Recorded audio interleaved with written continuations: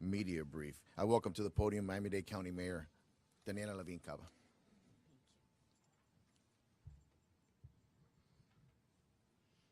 Here we are, day 12.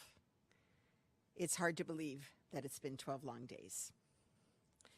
I'm proud to provide an update that last night's demolition of the remaining portion of the Champlain Tower South was executed exactly as planned. The demolition began at 10:30 p.m. and the building fell as was planned towards Collins Avenue. Only dust landed on the existing pile.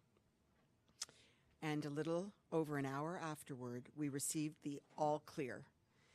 And then right around midnight, work commenced on the pile, and by 1 a.m., we were in full search and rescue operation mode.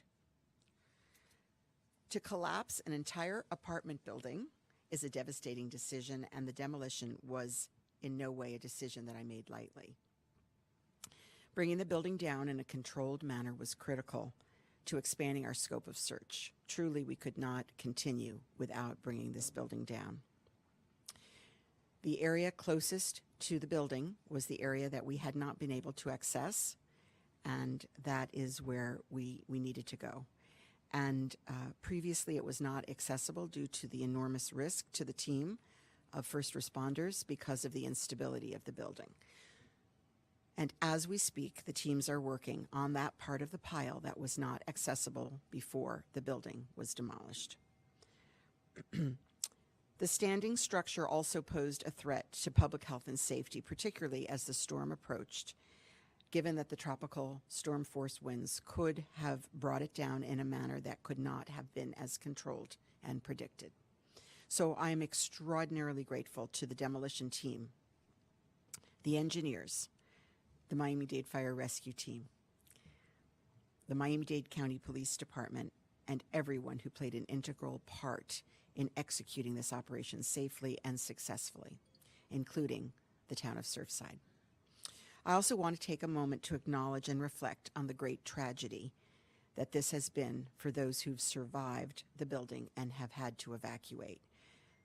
The world is mourning for those who lost their loved ones and for those who are waiting for news from the collapse. To lose your home and all your belongings in this manner is a great loss as well, and my heart and deepest sympathies goes out to all of the families who have had this tragedy. Our teams are doing everything possible to help those who lost their homes begin to rebuild. FEMA is here and has been from the beginning, and they've been doing an incredible job to sign up families for individual assistance. And we're working with insurance companies to streamline the process of submitting claims as much as possible. And we've raised millions of dollars thanks to the generosity of people in this country and all around the world. Their generosity has been overwhelming, and it is going to be very, very important to put these funds into these families' hands to help them to rebuild and meet their unmet needs, and they have already been getting this assistance. I also want to stress once again that we took every action that we possibly could to search for any pets, any animals in the building prior to the demolition. In the days since the collapse, the Miami-Dade Fire Rescue Team conducted multiple full sweeps of the building in person, including searching in closets and under beds and other hiding places. In the areas of the building that were not accessible to the teams, they used ladders on high-lift cranes, and they placed live animal traps on the balconies at great personal risk to our first responders. Also, doorways were opened, other means for the pets to escape the building if they were able. We deployed drones with thermal imaging on numerous trips over the rubble pile, and also standing in the tower in areas unsafe for search and rescue teams to enter.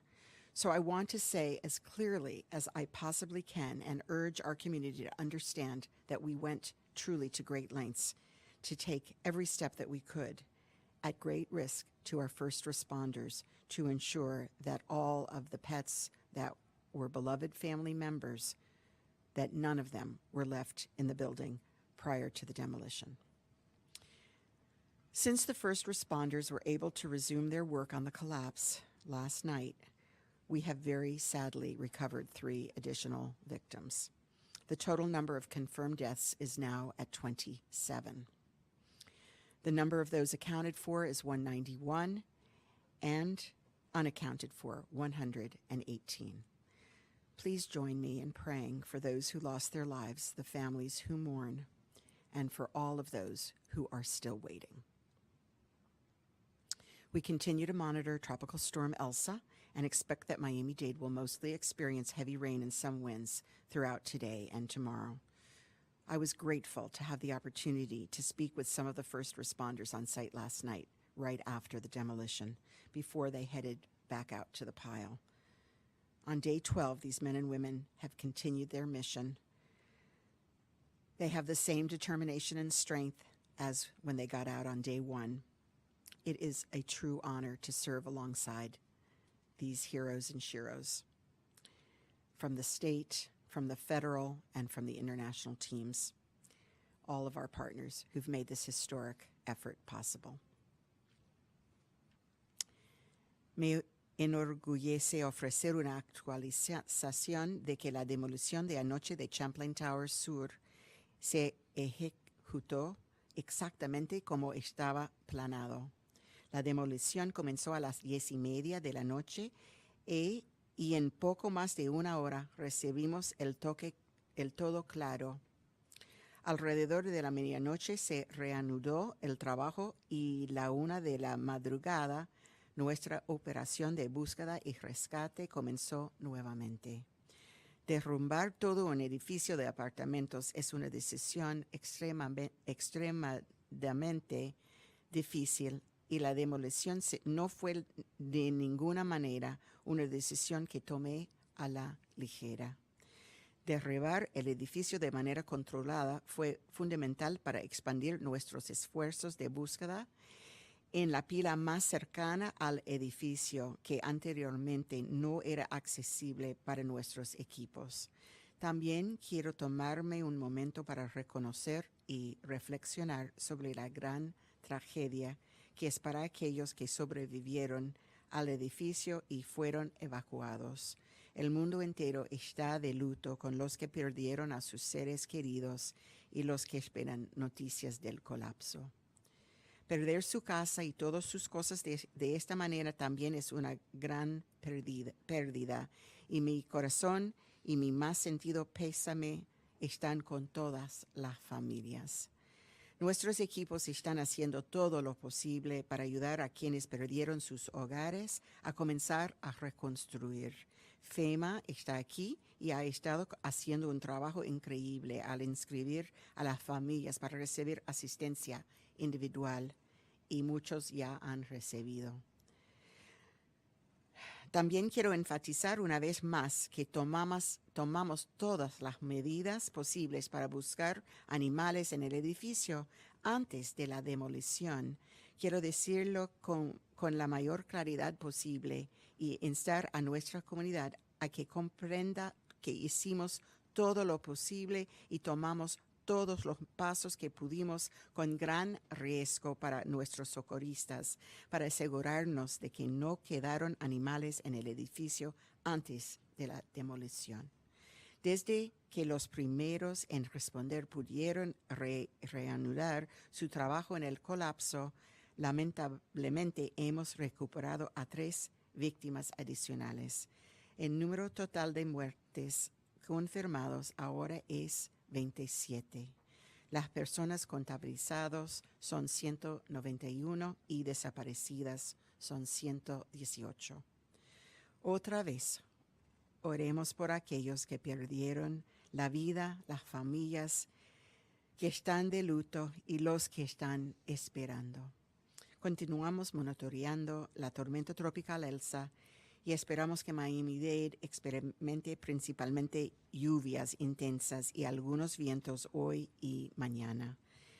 Estamos en el día 12 y los hombres y mujeres continúan su misión con la misma determinación, la misma fuerza de voluntad que lo hicieron el primer día. Yo lo vi. Es un gran honor para mí servir junto a estos héroes. Nuestros extraordinarios equipos de Condado de Miami-Dade y todos los socios estatales, federales e internacionales que han hecho posible esta operación. Mi corazón está con ellos y con toda nuestra comunidad. Gracias.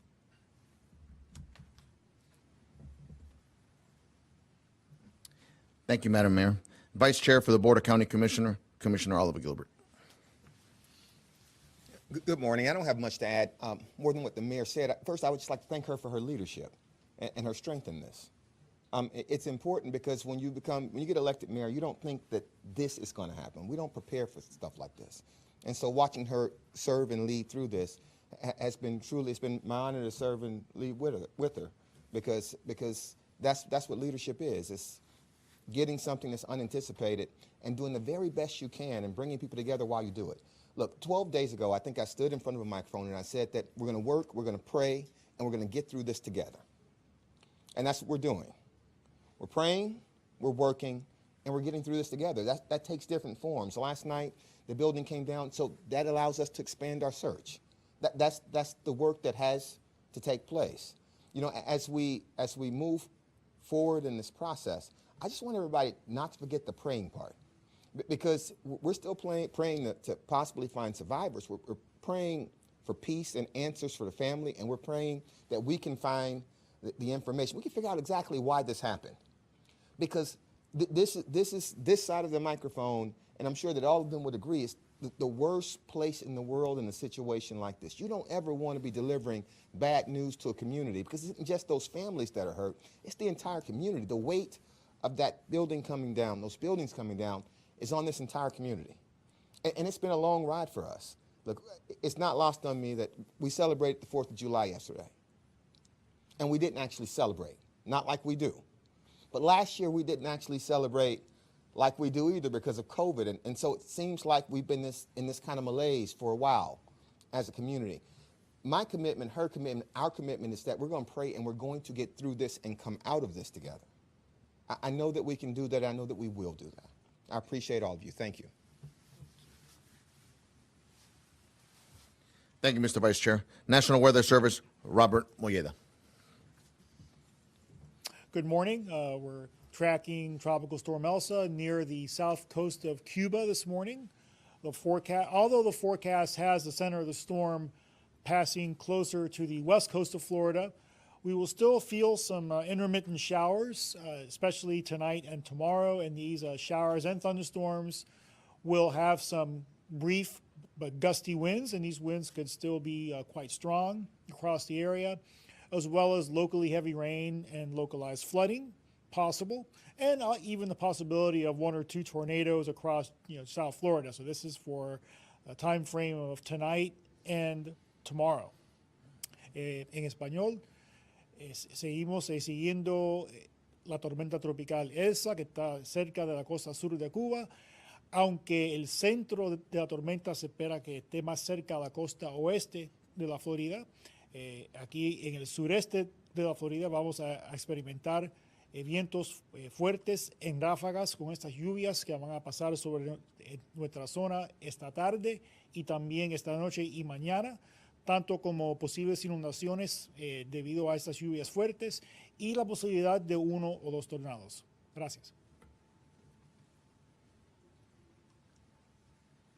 Thank you, Mr. Molleda. Division Director for Office of Emergency Management, Deputy Incident Commander Charles Surrill. Good morning, everyone. Residents and visitors are urged to continue monitoring Tropical Storm Elsa as it makes its closest approach to South Florida. Starting this evening, residents should avoid any unnecessary travel, as strong winds and heavy rains may make driving hazardous. If you have any questions, you can always call 311. Their hotline is open between hours of 8 a.m. and 7 p.m. Residents can also access disaster-related information 24 hours a day on what to do before, during, and after a storm at miamidade.gov/hurricane. Due to our own preparation, we continue to work at the county's Emergency Operations Center. Later today, we will begin implementing plans to redeploy our assets at the collapsed site. Our Office of Communications will provide you with information as necessary as to when we will move and the hours and times of our future briefings. Details on future briefings. The Family Assistance Center will maintain service hours between 12 p.m. and 5 p.m. daily. Our total number of families served to date is 127. FEMA, as we have all been in a unified command, is also supporting our efforts. In order to access information on individual assistance for families, survivors, please go to fema.gov/disaster/3560. Anyone who has been impacted by this tragedy or wanting to stay up to date with the latest information regarding our response in Surfside can visit that website that I just mentioned or miamidade.gov/emergency. Thank you.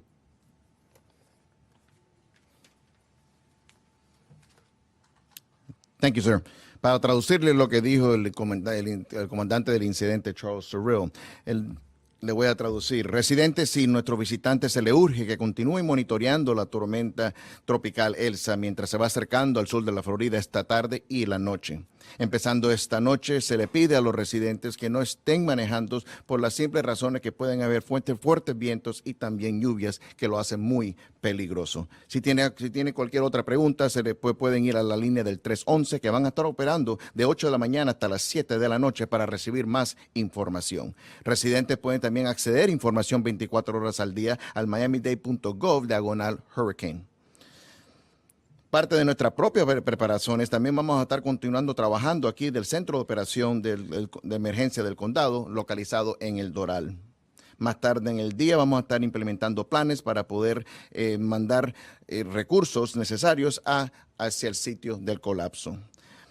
Más información de las localizaciones o las horas de informes breves van a estar proveídas por la Oficina de Comunicación del Condado.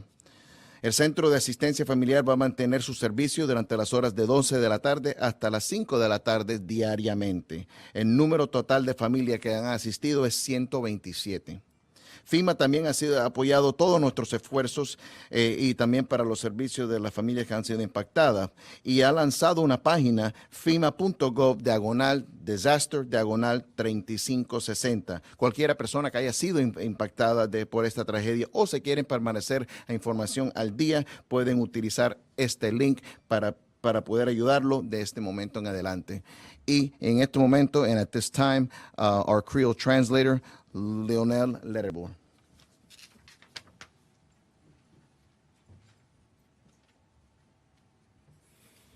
Mesdames et messieurs, bonjour. Jeudi, nous a atteint 12 jours après que l'incident est arrivé. Jeudi, nous avons confirmé que j'en nous prévoit il y a une démolition qui est faite sur ce site là pour le reste bâtiment qui peut tomber. Ça fait hier soir à 10h30 dans la soirée. Donc, Kounia parti ça, il est à terre. L'équipe nous enterrée était sur place et l'équipe là travaille à partir de 1h du matin à rechercher. Et nous sommes capables de dire que démolir un building, on partit dans un building, c'est une grosse décision que liée. Et nous avons fait ça parce que la structure représente un grand danger pour les gens qui travaillent sur le site. Pour le moment, FEMA sur place, la travaille avec tout acharnement que nous connaissons et il a fait tout ça pour nous capables d'arriver dans la phase rebâtie. Il y a plusieurs millions de dollars qui sont ramassés et pour qu'on y a nous capables de dire gens qui ont inquiétude pour animal domestique que gagnent moun sa yo nous fait tout effort pour nous capable chercher. Gen moun qui prend échelle, gen moun qui cherche en bas cabane, dans côté qui accessible, gen côté qui fait recherche qui fait dans la closette pour nous chercher animal sa yo, y compris nous servir avec drone pour qui gagne effet thermique pour capable faire recherche yo. Nous fait tout ça nous capable pour animal domestique sa yo. Hier soir dans des combio, yo joine 3 morts additionnels. Et ça qui portait chiffre à 27 morts. Nous que nous rejoignons à niveau 191 pour le moment. Elsa a approché et ça capable passer dans Miami-Dade Kounia, capable de gros la pluie d'ici fin journée avec journée demain. Pour le moment, l'équipe secouriste a travaillé en pile. Nous avons parlé avec eux récemment. Ça que nous sommes capables de dire que nous étions avec les gens qui ont souffert et nous sympathiser avec eux. Merci. Thank you, Mr. Arabo. We're going to go into questions and answers. We also have present here Deputy Fire Chief Arthur Holmes, along with the Miami-Dade Police Department Director, Freddie Ramirez. So please raise your hand, wait until you're called upon, and address the speaker. Willard? For Chief Holmes, please. Sir, several days ago, Chief Kaminsky indicated that we had been through about 3 million pounds of this equipment earlier during the week of the debris. Now, obviously, more of that has come down. Do you have any idea how much more you have to deal with now, even though you have access to the site? And the work plan for that, obviously, this is tedious process. Do you have any update on those numbers? I don't have any updates on the numbers of pounds now, but with the building down, we're able to focus on that area that we was trying to get to that was causing a threat to our personnel. But I can get you that number later on. Is there any number about what, on an average workday, you will be able to get through to get the director the things that his department needs to do the investigation, and of course the family members, the recovery, any artifacts? Is there an idea of any amount of time that it's going to take per day to go through this? We're working 24 hours a day. We have two 12-hour blocks.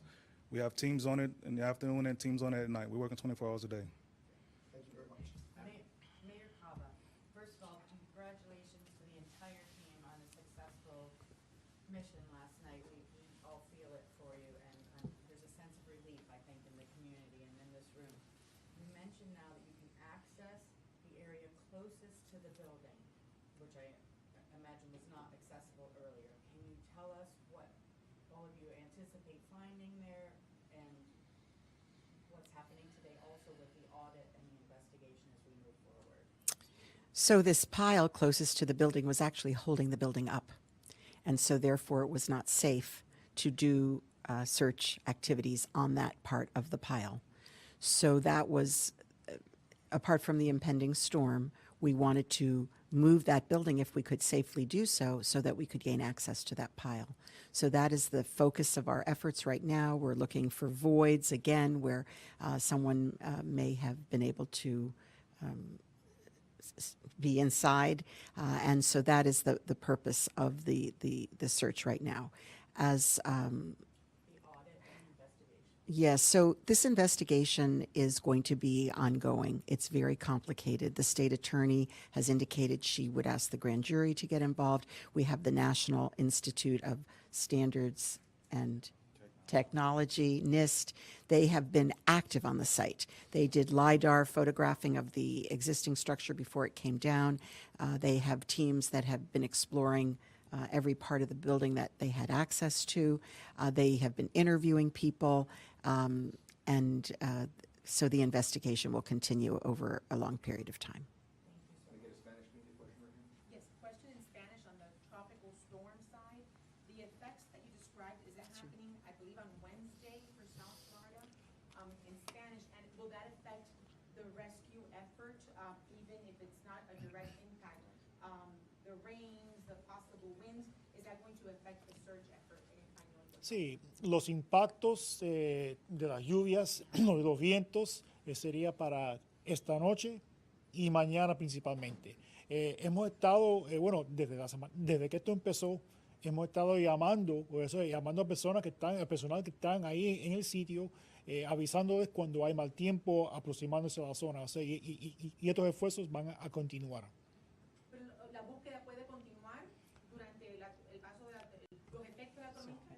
Bueno, yo no puedo contestar eso específicamente, solo, o sea, en cuanto a los informes del tiempo, nosotros avisamos a los que están en el sitio si hay mal tiempo, o sea, por ejemplo, relámpagos o fuertes lluvias o fuertes vientos aproximándose a la zona. Entonces ellos toman las acciones apropiadas. Excuse me.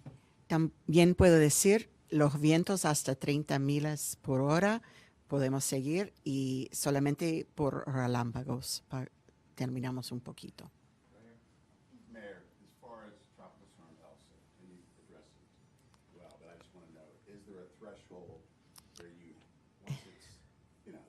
start Right. happening, where do you look at the threshold as far as ceasing operations? So, as I just said in Spanish, it's about 30 miles per hour. I know, I mean, okay, it's a, Do you go back to school? you do. We go to about 30 miles per hour. Wind is safe to conduct the search and only otherwise leave for lightning. And then the other one, 12 days, 27 deceased. Obviously, there's going to be a lot more deceased, but everyone in this room and everyone in the world wants there to be a miracle. But how hard is it to avoid saying this is a recovery mission? We worked very hard to bring this building down so we could get access to this pile, where it is hoped that there are voids that will allow us to continue the search and rescue operation. So that is what we are doing today. Right here, followed by Bill. Mayor Cava, specific follow-up to on the investigation. Is there a design flaw being looked at in the building, in the Champlain buildings, and are the police part of that investigation? You want to answer that, Freddie? Good morning. Like the mayor stated earlier, there are other investigators involved in this process, very preliminary. Right now, the scope of the Miami-Dade Police Department is a death investigation. Our goal is to work with fire rescue to recover family members and make those notifications.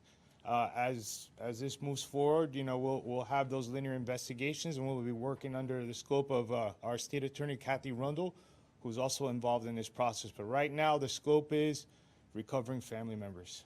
And preserving evidence. Exactly, preserving evidence. Okay. And what about the design? Is a possible design flaw being looked at? We're too early in this process to really start discussing those things. Right now, as I discussed, those entities are in a fact-finding mode, and we're focusing on recovering victims right now. But this will be a long process, as has been stated, and it'll be very thorough. Could I ask the fire chief a question? Regarding rescue personnel looking under beds for pets, when did that happen? Was that the first day? Was that June 24th, or was that more recent? Doug, it happened as of yesterday that they were at great risk to themselves, searching inside those units that had been indicated might have pets and searching very thoroughly. So rescue personnel were sent into that building to look for pets under beds Correct. in person? Correct. And could I just follow up with this? If this were to become a recovery operation, what would we see differently in terms of the search? Would anything change, or would it be a change in the label? No, nothing would change. Nothing would change. Nothing would change. Nothing would change. Just the label and who would be in charge of it. Correct. Ma'am? Thank you, Mayor. It has been 12 days, and it has been very long time, and a lot of people are asking how long does it take for the rescue? And can you give us a specific timeline, days, weeks, months, and how likely do you think there are still people alive under the rubble? So we are on day 12, and obviously the longer we go, the harder it is. However, we have just opened the possibility of search in an area where there may be voids, and that is where we're concentrating our efforts. And for the victims, the families of the victims, except insurance, what kind of other remedies will they get from the county or from the state? So we have on site the counselors with FEMA, with the State Department of Emergency Management, the private sector that is handling donations that have been given generously from around the world. We have counselors, relocation assistance experts. We are with these families as long as it takes to help them, not just for those who must bury loved ones, but beyond. For the international rescue team, what kind of role are they playing in this rescue? So we had international rescue workers from both Israel and Mexico that joined the team. They were embedded along with the task force members and were fully involved in the search and rescue operation. One final question. We're good? Thank you very much, folks. Do you know what time the next presser might be? Probably 6:30. Thank you. Yes, we're planning for it to be here.